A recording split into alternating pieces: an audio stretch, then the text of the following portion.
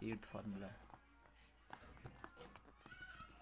अगर हमें डेरिवेटिव करना हो दो फंक्शन का, एक एफ एक्स हो और साथ में एक जी एक्स हो, प्लस माइनस दोनों कोई भी साइन हो तो दोनों को हम अलग अलग कर सकते हैं, F of X plus minus derivative of G of X. ठीक, अभी हमें एक फार्मूला समझना है जो है प्रोडक्ट रूल। उसको प्रोडक्ट रूल क्यों कहते हैं? क्योंकि दो फंक्शन इसमें होते हैं और दोनों मल्टीप्लाई में होते हैं। हमारे पास दो फंक्शन हैं, फर्स्ट फंक्शन सेकंड फंक्शन मैंने ऐसे लिखा। जब ये मल्टीप्लाई में हो तो इनका डेरिवेटिव कैसे करते हैं? First function as it is derivative of second function, फिर plus second function as it is derivative of first function. पहले को ऐसे रखेंगे दूसरे का डेरिवेटिव, प्लस दूसरे को ऐसे रखेंगे पहले का डेरिवेटिव। एग्जाम्पल से समझाते हैं आपको। लेट हमें डेरिवेटिव करना है x इंटू ई की पावर x का, तो हम इसको फर्स्ट फंक्शन मानेंगे, इसको सेकंड फंक्शन मान लेंगे। हमने कहा x को ऐसे रखेंगे, फर्स्ट फंक्शन को ऐसे रखेंगे डेरिवेटिव ऑफ सेकंड फंक्शन, फिर प्लस सेकंड फंक्शन को ऐसे रखेंगे derivative of first function that is x।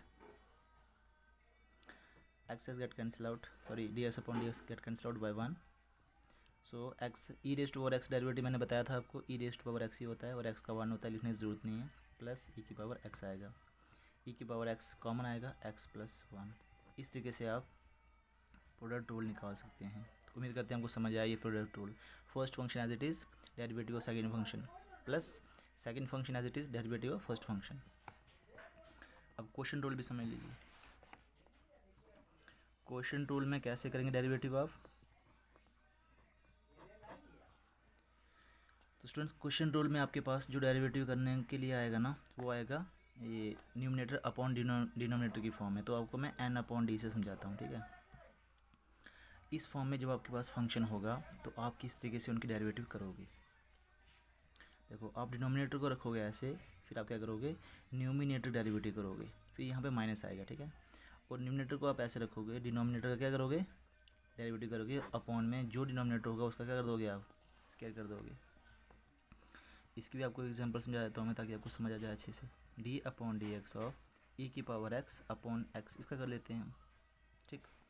तो सर आपने कहा था डिनोमिनेटर को रखेंगे ऐसे, न्यूमिनेटर का डेरिवेटिव दैट इज़ ई की पावर एक्स डेरिवेटिव, फिर माइनस न्यूमिनेटर को रखेंगे ऐसे, डिनोमिनेटर का डेरिवेटिव, और अपॉन में जो डिनोमिनेटर है उसका स्क्वायर कर देंगे, which is equal to x, e की पावर एक्स का ई की पावर एक्स ही आएगा derivative, minus e raise to power x का e raise to power x आएगा, that is get cancel by 1, upon में एक्स का स्क्वायर।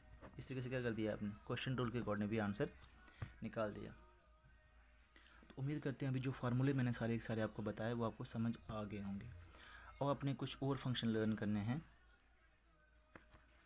जैसे कि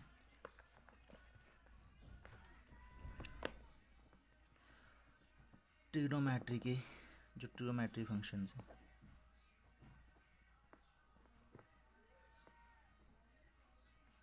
ठीक है, उनकी डेरिवेटिव याद करने हैं आपको। जैसे पहला है, अगर आप डेरिवेटिव करते हैं साइन एक्स का तो आंसर आता है कॉस एक्स। ये आपको लर्न करना है। पता क्यों करवा रहा हूँ लर्न, क्योंकि ये आपने ना 11th क्लास में प्रूफ कर दिया है कि साइन का डेरिवेटिव क्या होता है, कॉस थीटा, कॉस एक्स या कॉस थीटा मान के चलो आप। डी अपॉन डी एक्स अगर करते हो आप कॉस एक्स का डेरिवेटिव, वो क्या आता है, माइनस का साइन एक्स। तीसरा, अगर आप डेरिवेटिव करते हो tan एक्स का तो उसका आंसर पता क्या आएगा, उसकी जगह पे क्या लिखोगे आप, सेक स्क्वायर एक्स लिखोगे। अगर आप डेरिवेटिव करते हो किसका, साइन कॉस tan हो गया ना, कॉट स्क्वायर कॉट एक्स का, तो आंसर आएगा माइनस का कोसेक स्क्वायर एक्स। अगर डेरिवेटिव किसका करते हो, सेक एक्स का, तो उसका आंसर लिखोगे आप सेक एक्स और tan एक्स। और अगर आप डेरिवेटिव करते हो कोसेक एक्स का तो उसका आंसर आएगा माइनस कोसेक एक्स और कॉट एक्स। आपको ये सब लर्न करने हैं स्टूडेंट, ठीक है। Thank you.